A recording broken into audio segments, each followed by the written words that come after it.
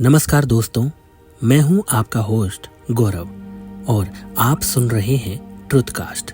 आज हम एक दिलचस्प और प्रेरणादायक कहानी के माध्यम से जानेंगे कि मनोवैज्ञानिक रूप से मजबूत कैसे बने।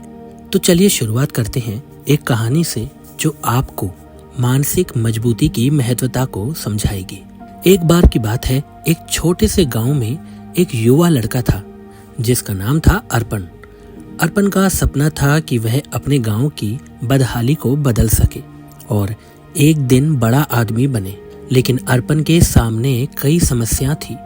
उसका परिवार गरीब था, गांव में सुविधाओं की कमी थी और सबसे बड़ी बात, उसके पास आत्मविश्वास की कमी थी। एक दिन अर्पण ने ठान लिया कि वह इन समस्याओं को पार करके ही रहेगा। उसने सोचा, अगर मुझे अपने सपनों को साकार करना है तो मुझे मानसिक रूप से मजबूत होना पड़ेगा। और इसी ठान के साथ अर्पण की यात्रा शुरू हुई।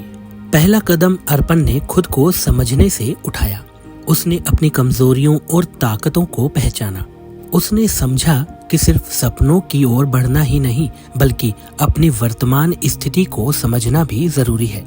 अर्पण ने अपने विचारों को पॉजिटिव डायरेक्शन में बदलने की कोशिश की। उसके सामने कई बाधाएं थी, लेकिन उसने सोचा कि हर चुनौती के पीछे एक अवसर छिपा होता है। उसने नेगेटिव विचारों को चुनौती दी और खुद को हर मुश्किल में पॉजिटिव रूप से देखने की आदत डाली। अर्पण ने छोटे छोटे लक्ष्य निर्धारित किए।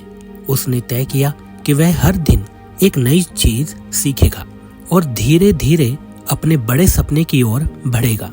उसके छोटे छोटे लक्ष्य उसे मोटिवेशन देते थे और उसे आगे बढ़ने की ताकत मिलती थी।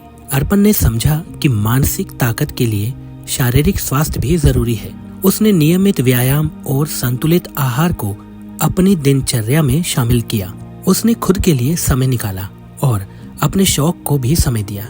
अर्पण ने तनाव को मैनेज करने के लिए ध्यान और योग का सहारा लिया।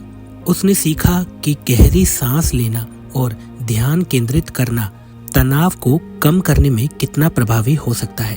अर्पण ने अपने रिश्तों को भी संतुलित किया। उसने परिवार और दोस्तों के साथ अच्छे रिश्ते बनाए और पॉजिटिव लोगों से घिरा रहा। इन रिश्तों ने उसे मानसिक रूप से मजबूत बनने में मदद की। अर्पण ने अपने आप को प्रेरित रखने के लिए प्रेरणादायक किताबें पढ़ी और प्रेरणादायक वीडियो देखे। उसने खुद को हमेशा उत्साहित रखा और अपने लक्ष्यों की ओर बढ़ते रहा। जब अर्पण को लगा कि वह मानसिक दबाव से जूझ रहा है, तो उसने एक मानसिक स्वास्थ्य पेशेवर से सलाह ली। इससे उसे अपनी समस्याओं को बेहतर तरीके से समझने और हल करने में मदद मिली। अब इस यात्रा को और भी प्रासंगिक बनाने के लिए आइए हम गीता के एक प्रवचन की ओर ध्यान दें। भगवद गीता में भगवान कृष्ण ने अर्जुन को जो ज्ञान दिया, वह भी हमें मानसिक मजबूती की दिशा में मार्गदर्शन कर सकता है। गीता में भगवान कृष्ण कहते हैं, काम में कर्म फल प्राप्ति इच्छा न कर्तव्य शेषतः स्वधर्मे नित्य संयुक्त स्तवम निर्दीन पावनम। इसका सरल अर्थ है कि हमारे अपने कर्मों का फल अपने हाथ में नहीं होता। हमारा कर्तव्य सिर्फ ये है कि हम अपने कर्मों को ईमानदारी से करें और बाकी की चिंता छोड़ दें। इससे हमें मानसिक शांति मिलती है और हम अपने लक्ष्यों को बिना किसी दबाव के प्राप्त कर सकते हैं। दोस्तों, आज के प्रोग्राम में इतना ही।